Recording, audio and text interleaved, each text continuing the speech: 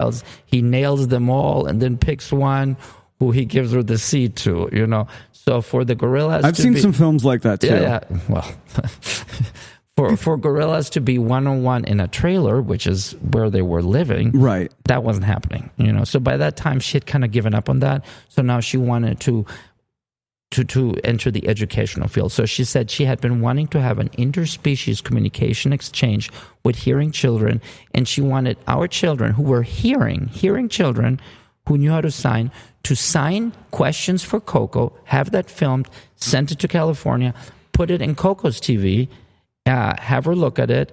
Every once in a while, Coco would sign back because gorillas, unlike humans, don't understand the concept of answering something twice. Right. You asked her what color the chair is, black, done. But because of the kids, every once in a while, the camera was just on her the whole time, every once in a while the kids were so cute or so animated that she answered.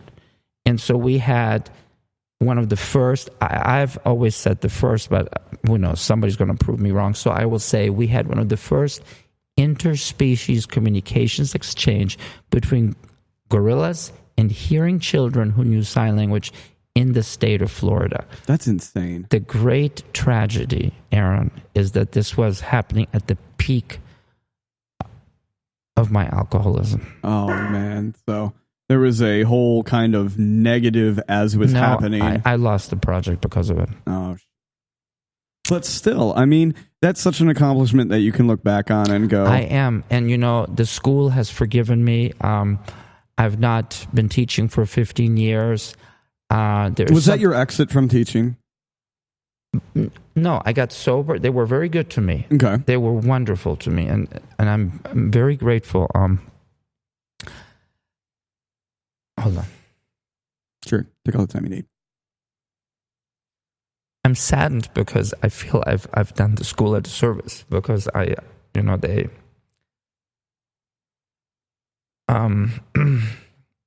they allowed me to get better. They said, you need to get help. And I went to Fight Club and I got sober and they allowed me to teach for 2 more years. And I realized a very interesting thing, Aaron. I couldn't teach sober. I was like, I'm going to go to jail. I'm going to have to kill you and you and you. And then I was like, yeah, I can't do it. And, but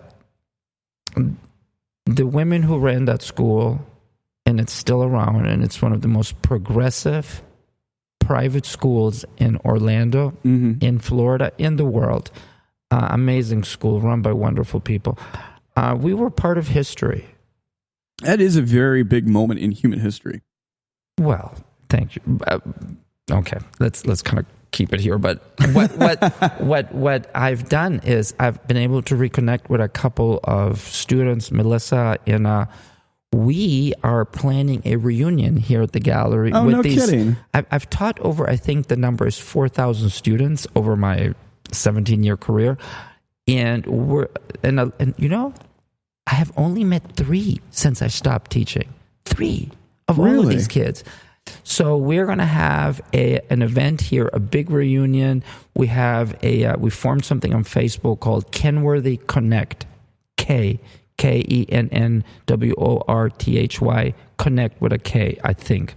And anybody who used to be a student of mine, please go to the Facebook thing and add yourself. And once we have 150 students, we're going to have something here. A big old get-together. Please. What you should podcast this. You could sit in the corner and ask them what they thought of me. I'm dying to know that. You know what I'll do? Only the fact I don't want to sit there for your entire party and not schmooze like I would really like to. I'll just put a microphone. I'll plug that in. I'll put a microphone over there. It'll record the whole party and just people can come over and leave me audio diary or posting anonymously. Because then you can fully get that... I would love to know what the parents thought of me because they're gone. They're not as relevant as they were. No, they are. They are because, I have to tell you that the parents were very good to me. I will share something I've never shared. My father's going to kill me.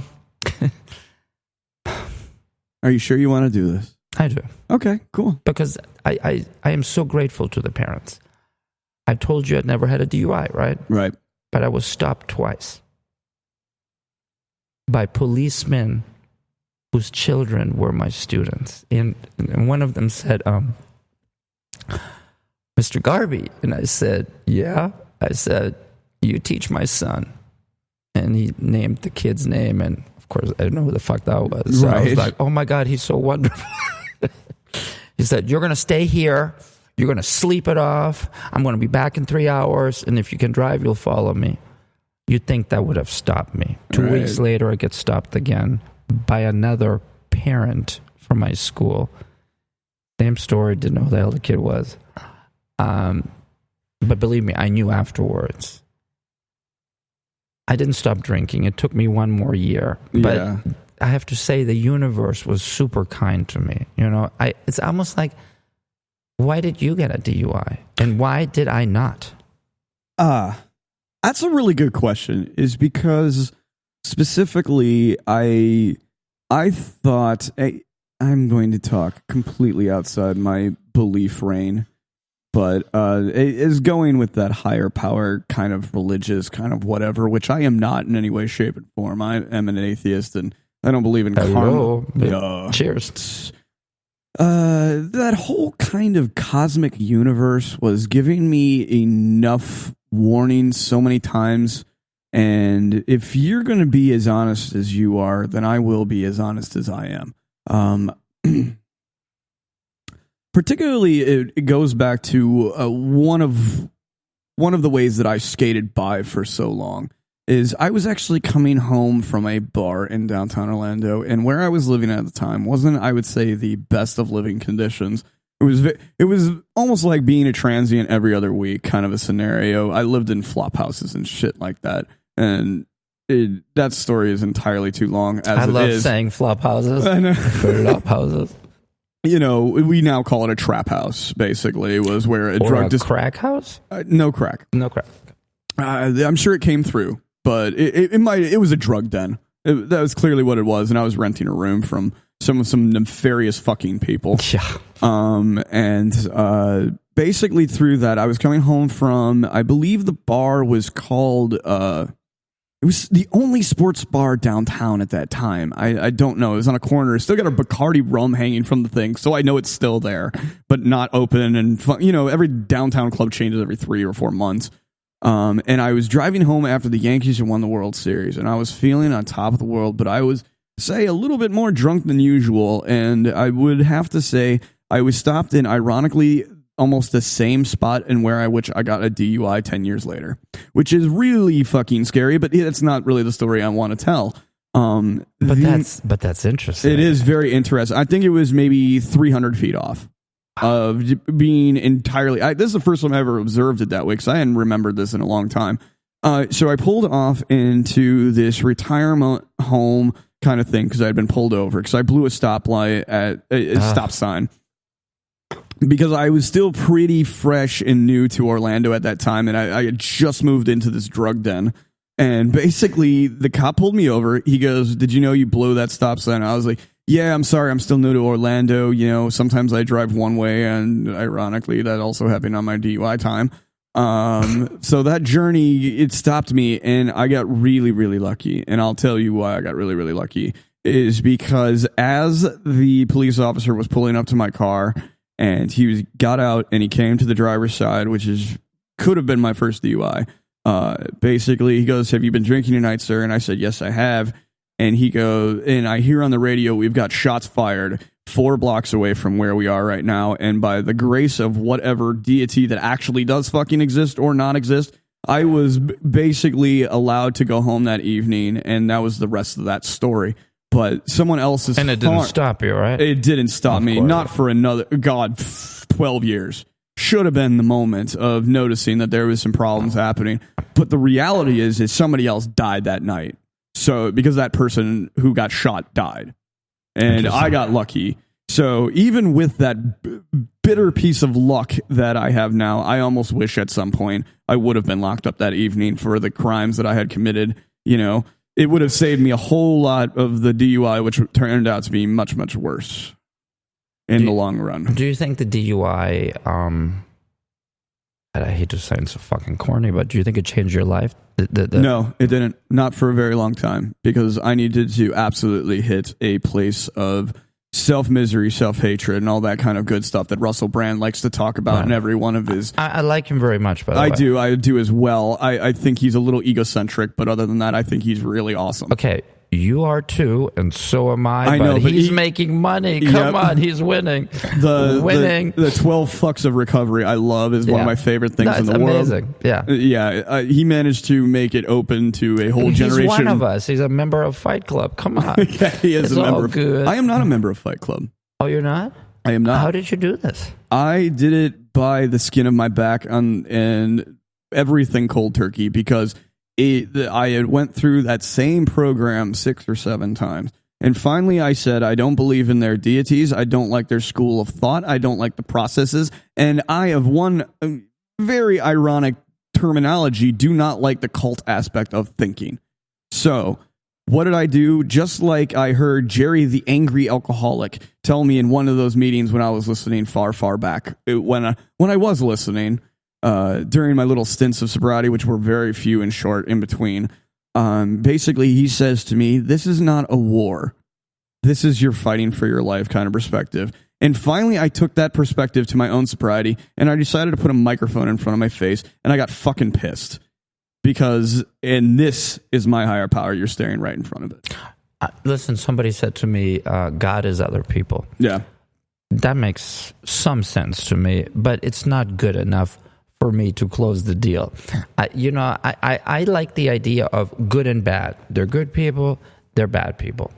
I have a foot in each camp, apparently, because some days I'm as close to a saint as it gets, and then some days I'm like this close to the devil. I think that's who we are, really. Yeah. But I want to say this about Fight Club.